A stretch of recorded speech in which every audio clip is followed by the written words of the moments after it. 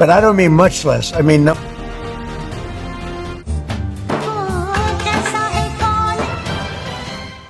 கனடாவிடம் இருந்து எங்களுக்கு எதுவும் தேவையில்லை. ட்ரம்ப். கனடா போரை விரும்பும் நாடு. ரஷ்யா சாடல். ட்ரம்ப் உத்தரவின் பேரில் ஈரானில் அமெரிக்காவின் புதிய தாக்குதல்கள். ஓமன் அருகே சரக்கு கப்பல் மீது அமெரிக்கா தாக்குதல். 3 இந்திய மாலுமிகள் மாயம். ஹர்மோஸ் நீரிணை முழுமையாக மூடப்படுவதாக ஈரான் இராணுவம் அறிவிப்பு. தென்னாப்பிரிக்காவில் துப்பாக்கிச் சூடு. 12 பேர் பலி. வியட்நாம் சந்தையில் டவலுடன் நடனமாடிய இந்திய பெண். லைக்ஸ் வாங்குவதற்காக இப்படியா? கொதிக்கும் நெட்டிசன்கள். காஷ்மீரில் விழுந்து நொறுங்கிய பாகிஸ்தான் இராணுவ ஹெலிகாப்டர். இனி விரிவான செய்திகள். ஹார்மோஸ் நீரிணை முழுமையாக மூடப்படுவதாக ஈரான் இராணுவம் அறிவிப்பு. ஈரான் மீது அமெரிக்கா நடத்திய தொடர் தாக்குதல்களை தொடர்ந்து ஹர்மோஸ் நீரிணை முழுமையாக மூடப்படுவதாக ஈரான் இராணுவம் அறிவித்துள்ளது. வணிக கப்பல்கள் மற்றும் எண்ணெய் டாங்கர்கள் உள்ளிட்ட எந்தவொரு கப்பலும் இந்த வழித்தடத்தை கடக்கக்கூடாது என்றும் மீறும் கப்பல்கள் மீது தாக்குதல் நடத்தப்படும் என்றும் ஈரான் எச்சரிக்கை விடுத்துள்ளது. இதற்கிடையில் உத்தரவை மீறி ஹர்மோஸ் நீரிணையை சட்டவிரோதமாக கடக்க முயன்ற 2 வணிக கப்பல்கள் மீது ஏவுகணை தாக்குதல் நடத்தியுள்ளதாக ஈரான் தெரிவித்துள்ளது. ஈரானால் தாக்கப்பட்ட அந்த 2 கப்பல்கள் எந்த நாட்டைச் சேர்ந்தவை, அவற்றின் பெயர் என்ன மற்றும் அதில் உள்ள மாலுமிகளின் நிலை குறித்து தற்போதைக்கு எந்த விவரமும் வெளியாகவில்லை. ஹர்மோஸ் நீரிணையை நெருங்கும் எந்தவொரு கப்பலும் எதிரிக்கு ஒத்துழைப்பதாக கருதப்பட்டு தாக்குதல் நடத்தப்படும் என ஈரான் எச்சரிக்கை விடுத்துள்ளது. மறுபுறம் ஹர்மோஸ் நீரிணை மூடப்பட்டது என்பதை அமெரிக்கா தரப்பு மறுத்திருக்கின்றது. மேலும் மிரட்டல்கள், அச்சுறுத்தல்கள் அல்லது இராணுவத்தை பயன்படுத்துவதன் மூலம் 2 நாடுகளுக்கும் இடையே எந்தவித அமைதி உடன்படிக்கையையும் எட்ட முடியாது என ஈரானின் ஐநா தூதர் அமீர் சயீத் இரவானி தெரிவித்துள்ளார். பாகிஸ்தானின் காஷ்மீரில் விழுந்து நொறுங்கிய பாகிஸ்தான் இராணுவ ஹெலிகாப்டர். பாகிஸ்தான் காஷ்மீரின் முசாராபாத் அருகே பாகிஸ்தான் இராணுவ விமான பிரிவுக்கு சொந்தமான MH17 ஹெலிகாப்டர் இன்று விபத்துக்குள்ளாகியிருக்கின்றது. இந்த விபத்தில் ஹெலிகாப்டரில் பயணித்த அனைவரும் உயிரிழந்ததாக பாகிஸ்தான் இராணுவம் தெரிவித்திருக்கின்றது. இராணுவம் வெளியிட்டுள்ள அறிக்கையில் தொழில்நுட்ப கோளாறு காரணமாக புறப்படும் போது இந்த விபத்து ஏற்பட்டதாக கூறப்பட்டுள்ளது. மேலும் ஹெலிகாப்டரில் இருந்து எவரும் உயிர் தப்பவில்லை என்றும் தெரிவிக்கப்படுகின்றது. இருப்பினும் உயிரிழந்தவர்களின் எண்ணிக்கையை இராணுவம் வெளியிடவில்லை. விபத்து நடந்ததும் மீட்பு மற்றும் உடல் மீட்பு குழுக்கள் உடனடியாக சம்பவ இடத்துக்கு விரைந்திருக்கின்றன. விபத்துக்கான துல்லியமான தொழில்நுட்ப காரணத்தை கண்டறிய விசாரணை குழு அமைக்கப்பட்டுள்ளதாக இராணுவம் தெரிவித்துள்ளது. வியட்நாம் சந்தையில் டவலுடன் நடனமாடிய இந்திய பெண். லைக்ஸ் வாங்குவதற்காக இப்படியா? கொதிக்கும் நெட்டிசன்கள். இந்தியாவிலிருந்து ஒவ்வொரு ஆண்டும் ஆயிரக்கணக்கான மென்பொருள் பொறியாளர்கள், தொழில்நுட்ப வல்லுநர்கள், மருத்துவ பணியாளர்கள் என பல்வேறு துறைகளைச் சேர்ந்த நிபுணர்கள் சர்வதேச நாடுகளுக்கு சென்று சிறப்பாக பணியாற்றி வருகின்றனர். இந்தியாவின் மனிதவளம் உலகளவில் நமது நாட்டுக்கு தனித்துவமான நன்மதிப்பை பெற்றுத்தருகிறது. அதே சமயம் பொது இடங்களில் இந்தியர்கள் பொறுப்புணர்வுடன் நடந்து கொள்வதில்லை என்ற குற்றச்சாட்டு நீண்ட காலமாக நிலவி வருகிறது. பொது இடங்களில் குப்பை கொட்டுவது, எச்சில் துப்புவது, செல்போனில் சத்தமாக பேசுவது என்பது போன்ற செயல்கள் நமது நாட்டில் நாம் அன்றாடம் பார்க்கும் இயல்பான நிகழ்வுகளாக காணப்படுகின்றன. ஆனால் சில நாடுகளில் இவை பெரும்பாலும் முகம் சுளிக்க வைக்கும் செயல்களாக பார்க்கப்படுகின்றன.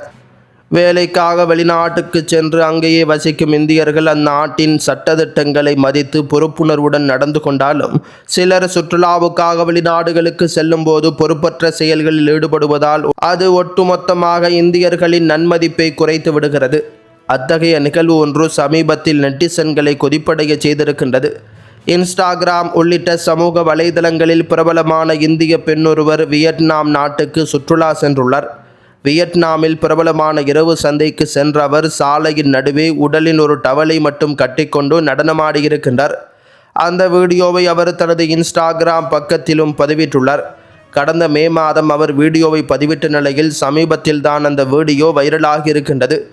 இந்த வீடியோவை பார்த்த பலரும் லைக்ஸ் வாங்குவதற்காக இப்படியெல்லாம் செய்வதா, இது போன்ற செயல்கள்தான் இந்தியர்கள் மீது கெட்ட பெயர் ஏற்படுகிறது என்பது போன்ற கடுமையான விமர்சனங்களை முன்வைத்திருந்தனர்.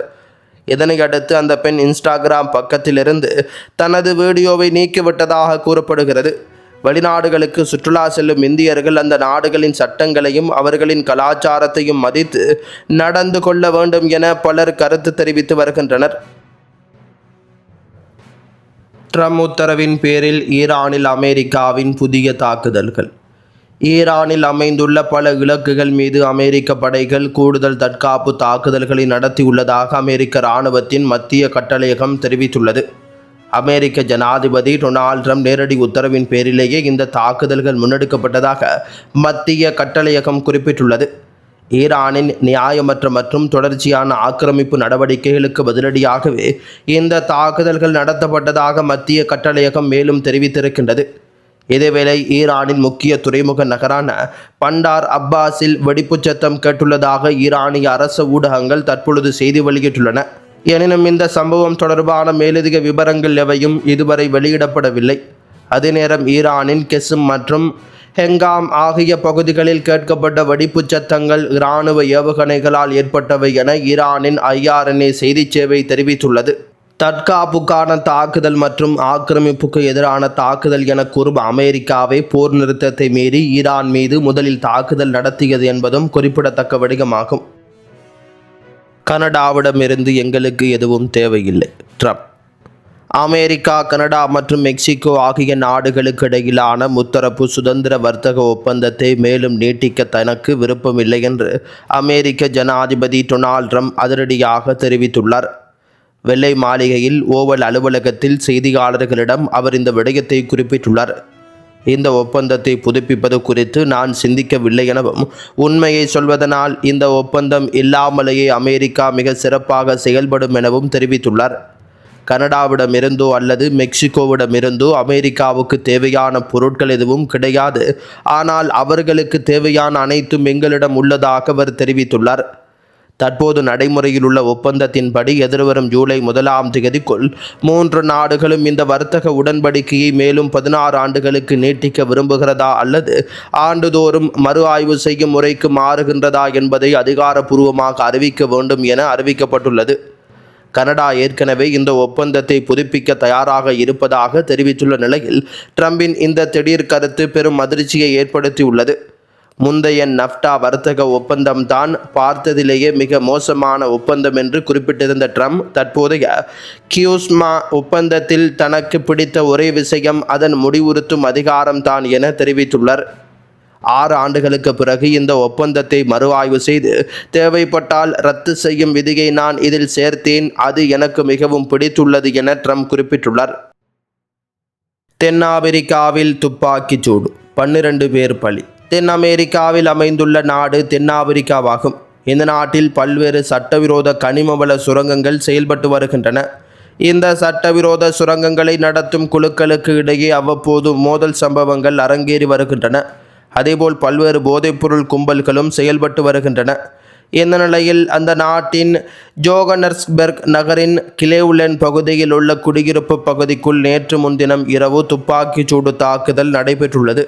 சட்டவிரோத சுரங்கங்களை நடத்தும் குழுக்களுக்கு இடையே நடந்த இந்த மோதலில் ஒரு தரப்பினர் மற்றொரு தரப்பை சரமாரியாக துப்பாக்கியால் சுட்டிருக்கின்றனர். இந்த துப்பாக்கிச் சூட்டில் 12 பேர் உயிரிழந்திருக்கின்றனர்.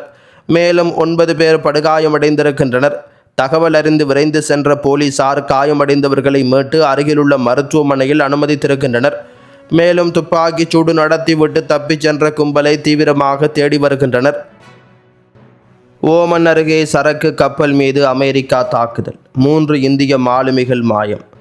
ஓமன் கடற்கரைக்கு அருகே பயணித்த சரக்கு கப்பல் மீது நடத்தப்பட்ட தாக்குதலில் 3 இந்திய மாலுமிகள் காணாமல் போயுள்ளதாக இந்திய வெளியுறவு அமைச்சகம் தெரிவித்துள்ளது.